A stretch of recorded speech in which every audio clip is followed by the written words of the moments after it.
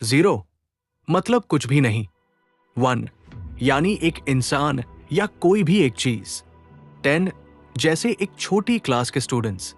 100 इतने तो आपकी जेब में रुपए होंगे। 1000 एक छोटे विलेज की पॉपुलेशन। 10,000 एक बड़े स्टेडियम की सीटिंग। 100,000 एक शहर की आबादी।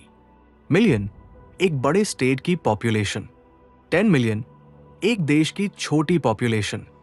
100 मिलियन एलोन मस्क की नेटवर्थ कभी कभी एक दिन में इतना बढ़ सकती है। बिलियन बड़ी कंपनियों की वैल्यू या लार्ज प्रोजेक्ट्स की कॉस्ट। 100 बिलियन छोटी कंट्रीज की जीडीपी के आसपास। ट्रिलियन दुनिया की इकोनॉमी का एक मेजर हिस्सा। क्वाड्रिलियन सोलर सिस्टम के साइज को मेजर करने के लिए इतने किलोमीटर्स तक जाना पड़ सकता है। क्विंटिलियन पूरा ऑब्जर्वेबल यूनिवर्स में स्टार्स का रफ एस्टिमेट। सेक्सटिलियन दुनिया में जितनी सैंड ग्रेन्स हैं अप्रॉक्सिमेटली। सेप्टिलियन ह्यूमन बॉडी में मौजूद एटम्स का अनुमानित नंबर। नॉनिलियन जितनी सेल्स अर्थ की बायोस्फीयर में हो सकती है। डिसिलियन पॉसिबल कॉम्बिनेशंस ऑफ डीएनए या इंफॉर्मेशन के स्टोरेज का एस्टिमेट। गूगॉल जिसमें होता है 10 के बाद 100 जीरोस, और गूगॉलप्लेक्स जिसका मतलब है 10 के बाद गूगॉल जीरोस। और हाँ, गूगॉलप्लेक्स को ध्यान से याद कर लेना क्योंकि आगे वीडियो में इसका जिक्र बार बार होगा। अगर समझ ना आए तो रिवाइंड जरूर कर लेना। हर नंबर का अपना एक स्केल होता है जो छोटी जेब में पैसे से लेकर पूरे गैलेक्सी के साइज तक हमारे समझ को बढ़ाता है। इन्फिनिटी को लेकर दुनिया के बड़े थिंकर्स ने अलग अलग सोचा है। जैसे ग्रीक फिलोसोफर एरिस्टोटल ने कहा था कि इन्फिनिटी कोई नंबर नहीं बल्कि एक प्रोसेस है जो कभी खत्म नहीं होता। मतलब नंबर्स बढ़ते ही जाते हैं पर कभी खत्म नहीं होते। फिर आइजैक न्यूटन और दूसरे मैथमेटिशियंस ने इसे एक मैथमेटिकल आइडिया बनाया जहां इन्फिनिटी को अलग अलग तरह समझा जा सकता है। और हमारे देश के महान मैथमेटिशियन रामानुजन ने कहा कि इन्फिनिटी सिर्फ एक चीज नहीं बल्कि इन्फिनिटी के भी कई लेवल्स होते हैं। मतलब कुछ इन्फिनिटीज छोटे होते हैं, कुछ बहुत बड़े जो हमारी सोच से बाहर है। ये सोच हमें दिखाती है कि इन्फिनिटी सिर्फ एक नंबर नहीं बल्कि यूनिवर्स की वास्टनेस और कॉम्प्लेक्सिटी का एक हिस्सा है। तो जब हम इन्फिनिटी के बारे में सोचते हैं तो समझना चाहिए कि हमारी सोच की कोई सीमा नहीं। हमने स्कूल में सीखा था यूनिट 10, 100, 1000, लाख तक नंबर्स गिनना, लेकिन कंप्यूटर्स ने तो इससे भी कहीं ज्यादा बड़े नंबर्स को हैंडल किया है। आज के एडवांस कंप्यूटर्स और सुपर कंप्यूटर्स ऐसे नंबर्स को काउंट कर सकते हैं जो हमारी सोच से बाहर है, जैसे 10 की पावर 1000 या उससे भी ज्यादा। मतलब जब हम बिलियन या ट्रिलियन की बात करते हैं तो कंप्यूटर्स के लिए ये सिर्फ छोटे नंबर्स हैं। साइंटिफिक कैलकुलेशंस, स्पेस मिशंस और डेटा एनालिसिस में कंप्यूटर्स ट्रिलियन से भी ज्यादा नंबर्स को प्रोसेस करते हैं हर सेकंड। तो जब हम नंबर्स की बात करते हैं तो समझ लो कि कंप्यूटर्स ने ऑलरेडी अनेक डिजिट्स तक काउंटिंग कर ली है जिससे हमारी दुनिया चलती है। सोचो एक ऐसा नंबर जो कभी रिपीट नहीं होता, कभी एंड नहीं होता और जिसमें हर किसी का बर्थडे छुपा हो सकता है। ये कोई नॉर्मल नंबर नहीं है, ये है पाई। पाई एक इरेशनल और ट्रांसेंडेंटल नंबर है जो सर्कल के सरकमफ्रेंस को डायमीटर से डिवाइड करने पर मिलता है। पाई का डेसिमल एक्सपांशन कभी रिपीट नहीं होता और ना ही कभी एंड होता है। मतलब इन्फिनिटी तक चलता है बिना किसी पैटर्न के। अब तक कंप्यूटर्स 62.8 ट्रिलियन डिजिट्स तक पाई को कैलकुलेट कर चुके हैं, लेकिन ये सिर्फ शुरुआत है क्योंकि पाई कभी खत्म ही नहीं होता। पाई के अंदर आपका मोबाइल नंबर, आपका नाम या इवन आपका बर्थडे भी छुपा हो सकता है। पाई के डिजिट्स इनफिनिट हैं और रैंडमनेस के कारण साइंटिस्ट्स मानते हैं कि इसमें हर पॉसिबल कॉम्बिनेशन आता है। सो थियोरेटिकली पाई के अंदर आपकी पूरी लाइफ स्टोरी हो सकती है। हैरी पॉटर के सारे बुक्स एनकोडेड हो सकते हैं और इवन एक कंप्लीट ऑल्टरनेट यूनिवर्स का ब्लूप्रिंट भी। Pi is not just a number, it's a universe inside a number. Maths का एक ऐसा नंबर जिसका नाम सुनते ही लगता है ये तो कोई जोक है, और वो है I square root of -1। अब सोचो, अगर तुमसे कहा जाए नेगेटिव नंबर का स्क्वायर रूट निकालो, तो तुम क्या करोगे? ये पॉसिबल ही नहीं है।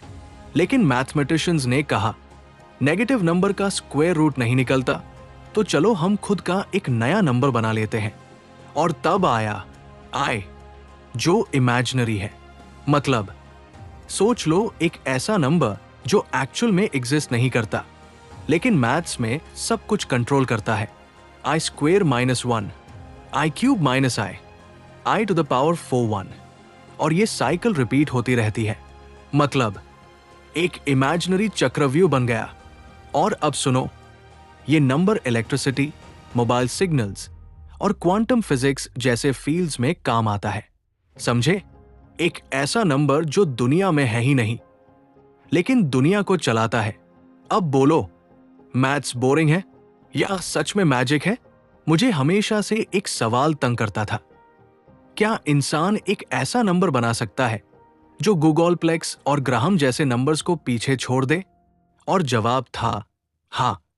और इसी वजह से मैंने बनाया NK7, दुनिया का सबसे बड़ा और सबसे पावरफुल नंबर। अगर आपको NK7 लिखना है तो आपको एक मशीन लगेगी जो इतनी फास्ट हो कि हर प्लैंक सेकंड में वर्क करे। यानी एक प्लैंक सेकंड की वैल्यू होती है 5 times 10 to the power minus 44 seconds. अब अगर आपने ऐसी मशीन बना ली, तो फिर उसके बाद आपको उस मशीन में एक चीज ऐड करनी होगी, जो होगा एक कैलकुलेटर। अब ये कोई आम कैलकुलेटर नहीं होना चाहिए। इस कैलकुलेटर की साइज मिनिमम यूनिवर्स जितनी तो होनी ही चाहिए। अब आपने उस मशीन में कैलकुलेटर फिट कर लिया, तो अब उस मशीन का काम रहेगा हर प्लैंक सेकंड में गूगलप्लेक्स को गूगलप्लेक्स से पावर करना। याद है मैंने वीडियो के स्टार्ट में क्या कहा था?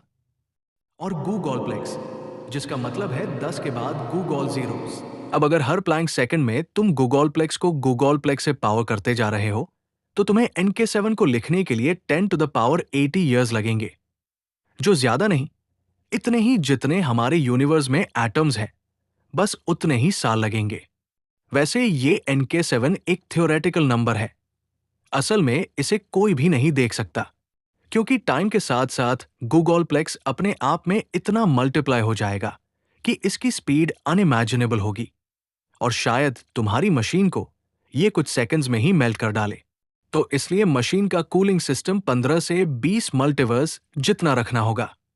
अगर हम इस प्रोसेस को एक एक प्लैंक सेकंड के हिसाब से समझें, तो ये कुछ इस तरह काम करेगा। पहले प्लैंक सेकंड में गूगलप्लेक्स को गूगलप्लेक्स से पावर किया जाता है। मतलब एक ऐसा नंबर बनता है जिसमें गूगलप्लेक्स के बाद गूगलप्लेक्स 0 लगते हैं। चलो मान लेते हैं इसे x। अब दूसरे प्लैंक सेकंड में x के बाद x0 जुड़ जाते हैं। इस रिजल्ट को मान लो z। फिर अगले प्लैंक सेकंड में z के बाद z0 लगते हैं, और ये साइकिल तब तक चलता रहेगा जितने भी प्लैंक सेकंड्स 10 की पावर 80 साल में होते हैं। ग्राहम नंबर इतना बड़ा है कि इसको नॉर्मल नंबर से समझना मुमकिन ही नहीं है। इसको डिफाइन करने के लिए हम नॉर्मल पावर या मल्टीप्लिकेशन काफी नहीं समझ सकते। इसके लिए चाहिए एक स्पेशल नोटेशन, जिसे कहते हैं Knuth's up arrow notation. Simple example लेते हैं। 2 टू द पावर 4 मतलब 2 को 4 बार मल्टीप्लाई करना, यानी 16। लेकिन ग्राहम नंबर में एरोज की एक चेन है, जिसमें 2 के ऊपर 2 लगाया जाता है, फिर उसका पावर, फिर उसका पावर, और ये चेन 64 लेवल्स तक जाती है।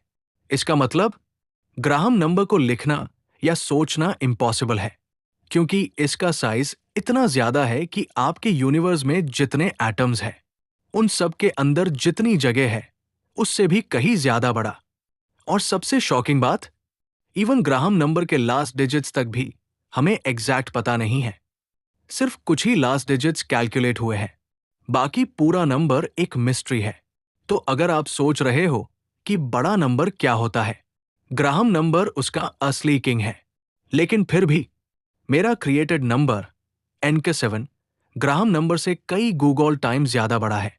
और यही खास बात है NK7 में। इसमें ना कोई एरो नोटेशन है, ना कोई फॉर्मूला, बस एक चीज है, और वो है टाइम।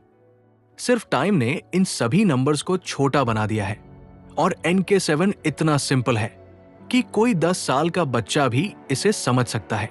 माना कि NK7 इन्फिनिटी के सामने कुछ भी नहीं, मगर फिर भी NK7 सिर्फ एक नंबर ही नहीं, ये इमेजिनेशन का एक्सप्लोजन है जिसका साइज साइंस की हर लिमिट को तोड़ता है।